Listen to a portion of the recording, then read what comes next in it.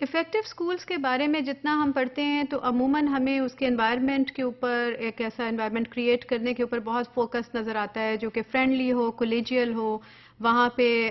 Stress اور یہ fear of failure نہ ہو، جہاں پہ کہ سرٹن مینرزم، سرٹن طرح کے ویلیوز کو بھی انکلکیٹ کیا جائے، جہاں پر کہ ایک دوسرے کے رائٹس اور ڈیوٹیز کے بارے میں مکمل آگہی ہو، اور جہاں پر ہمیں یہ نظر آئے کہ full of respect and regard ہیں ٹیچرز، اسٹوڈنٹس اور دوسرا اسٹاف یا کمیونٹی آپس میں ایک دوسرے کے لیے. سو ایک high level of prestige, high level of respect and regard does come in our mind and in front of our eyes when we read and study more about the effective schools.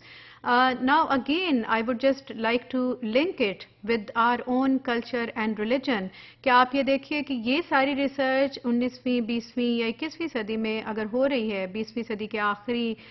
چند اشروں میں یہ شروع ہوئی اور ابھی بھی یہ جاری ہے، تو ہمارے دین میں معلمی کو اور درس و تدریس کو اور اس کو ایک بہت ہائی اسٹیٹس اور رسپیکٹ دی بھی جاتی ہے، اور ان دا لانگ رن ہمیں جو لوگ لرنرز ہیں ان کو بھی بہت زیادہ ہائی لیول آف رسپیکٹ دیا جاتا ہے. اینی بڈی ہو لرنز سم تھنگ، وہ بھی اس کو بھی اتنا ہی ایکنالج کیا جاتا ہے. اس پرٹیکولر ریسرچ میں جو کہ افیکٹو سکولز کے بارے میں ہے، اس میں اگر ہمیں کوئی ایسے فیکٹرز، کوئی ایسا کرائیٹیریا، کوئی ایسی انگریڈینٹس کی لسٹ ہمارے سامنے موجود ہے یا نہیں ہے، یہ سوال ذہن میں آتا ہے کہ جس کی مدد سے ہم کسی اسکول کو افیکٹو اسکول بنا سکیں. کیا کسی نے اس میں بہت ایکسٹینسو ریسرچ کی، اور یا پھر یہ بہت ہولسٹک ہے، بہت جنرل ہے، بہت جنیرک ہے، دیر از نو اسپیسیفک اور particularly specifically focused kind of research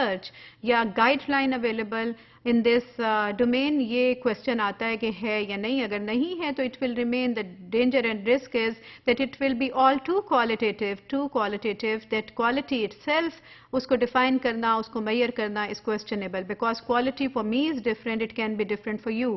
it can be different for anybody sitting in Lahore, or it can be different entirely in Karachi or in Pind Dadan Khan or in other rural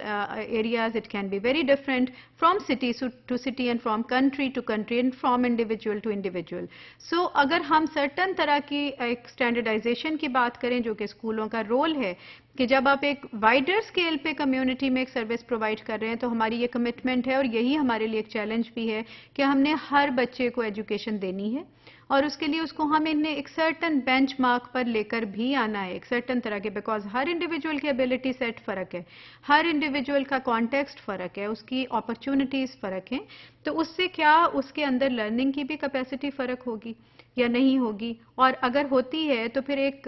تقریباً 40-50 سال پہلے جب کہ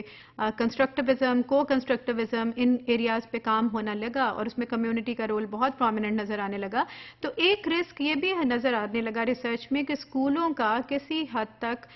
link بھی ہے learning سے یا نہیں، یا لرننگ آؤٹ کم سے یا نہیں، یا باقی سارے فیکٹرز ہی بہت زیادہ ہائیلی ایکٹیو ہیں. تو اسکولز ہمیں پیسو رول کی طرف جاتے ہوئے تو نہیں نظر آ رہے کہیں.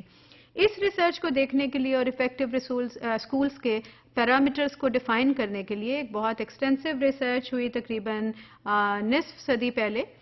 اور اس میں جو ریسرچ کی گئی اس میں افیکٹو اسکولز کے کامن کریکٹرسٹکس کو آئیڈینٹیفائی کیا گیا. یہ دیکھا گیا کہ وہ کون سے کامن فیکٹرز ہیں جو ہر ڈفرینٹ طرح کے اسکولوں میں جن کو افیکٹو کے ڈومین میں ہم نے آئیڈینٹیفائی کیا وہ ایگزسٹ کرتے ہیں، جہاں پہ کہ ویئر آل اسٹوڈنٹس اور آل چلڈرن لرن. اور اس ریسرچ کی مدد سے یہ بھی ایک نگیٹ کیا گیا، اٹ واز ریفیوٹیڈ، یہ جو کانسیپٹ ایگزسٹ کرنا شروع کرتا جا رہا تھا کہ schools had no impact on learning. So it was challenge rather it was negated and it was